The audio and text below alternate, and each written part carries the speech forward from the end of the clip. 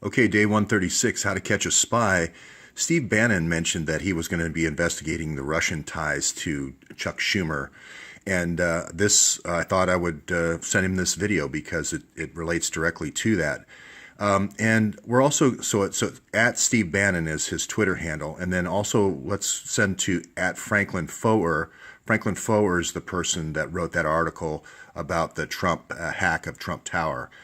So, Steve, for you, in the past, we've talked about Hillary's willingness to give weapons like Stinger missiles and sarin gas to ISIS, the Muslim Brotherhood, this group kind of based in Egypt.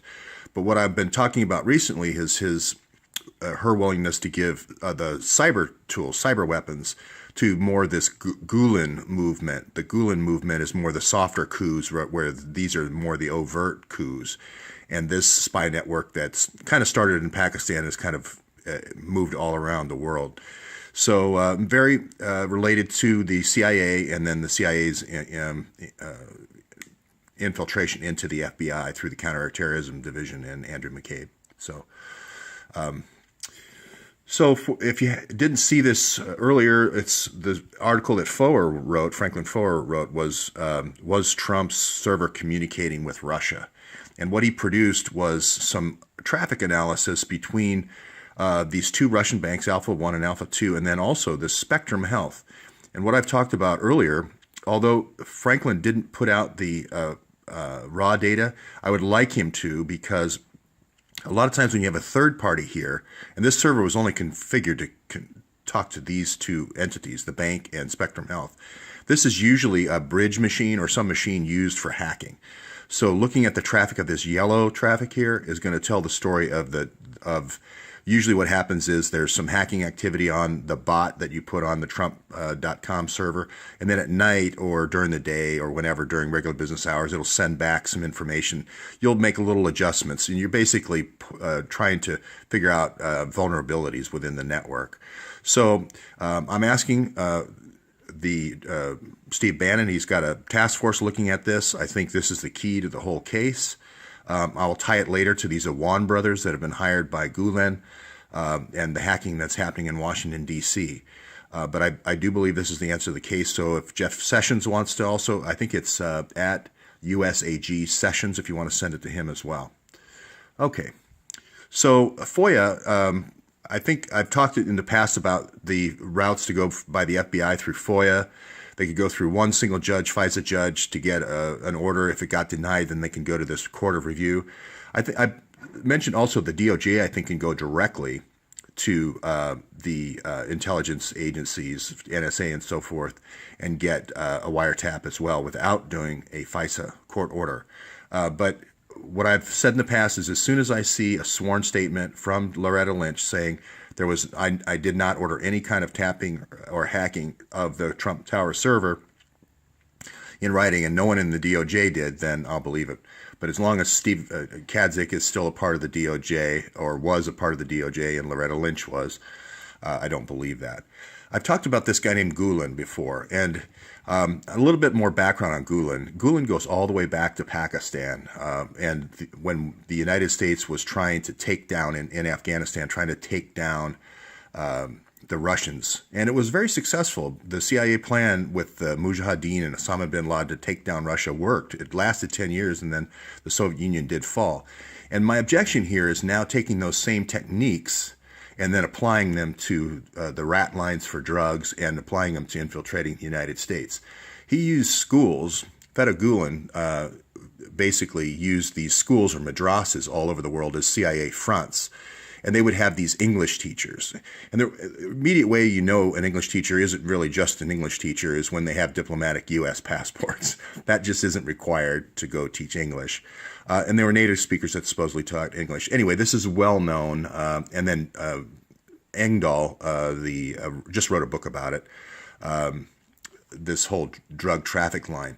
So basically, he's the soft coup. He would go into these schools and then start radicalizing the youth and so forth. Now, his type of Islam is a little softer form. It's more of a Sufi form of Sunni, but that's so that he can infiltrate better. He's talked a lot about, we need to get into the arteries of the of the target, so that, and we can't call the revolution too soon before we've totally infiltrated. He compared it to an egg, that you don't want to hatch the egg until the chick is fully formed inside. So anyway, I've talked about different people who are promoters of him. This Awan here is Mozaffari Awan. He's a doctor who was in Cedar Rapids, where Spectrum Health is based. I've talked about this other Awan, who I believe was hacked.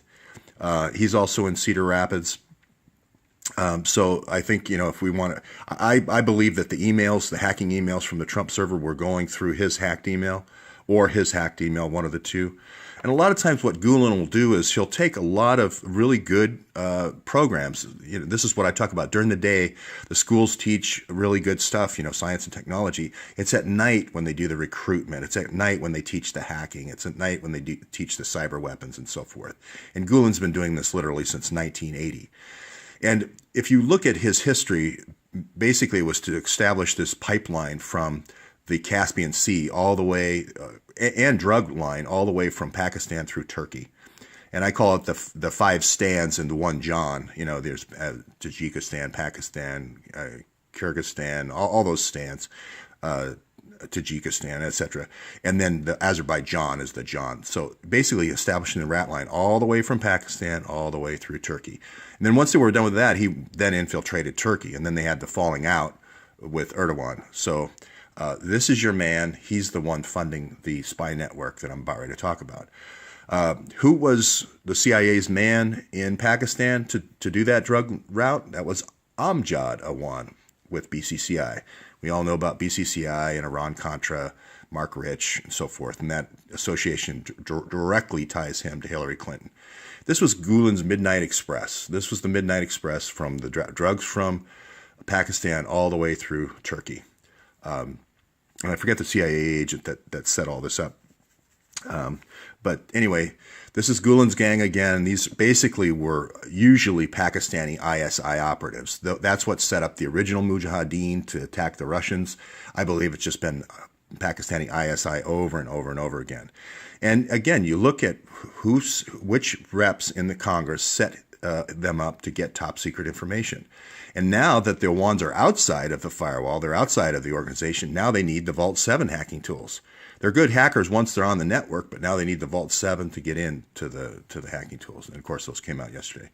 So if you're not familiar, Steve, with the Awan brothers, they work for these 31 different Democrats that Debbie Wasserman Schultz set them up with.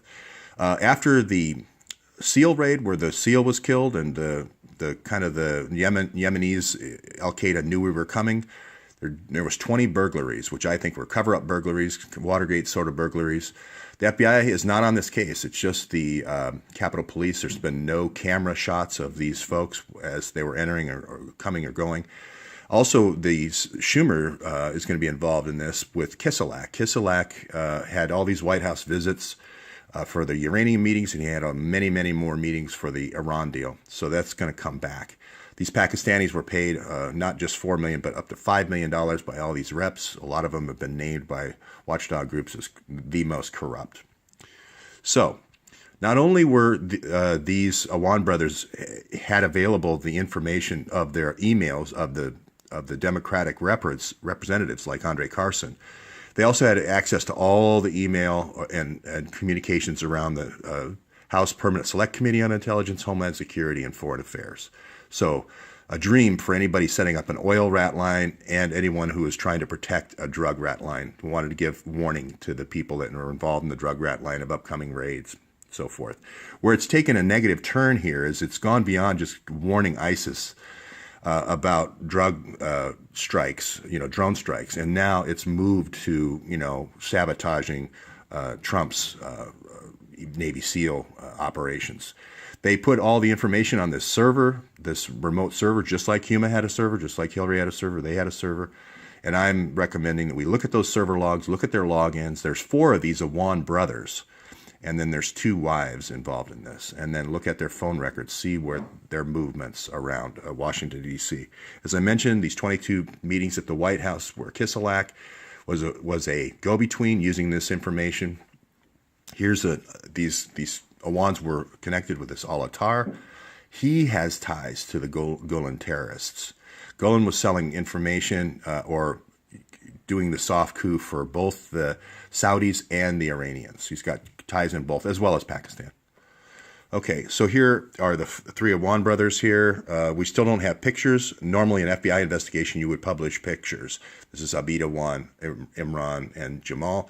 They were all paid 2.5 to 3 times. That's another signature of FBI or CIA involvement, because they always want to pay themselves 2 or 3 times what they're worth.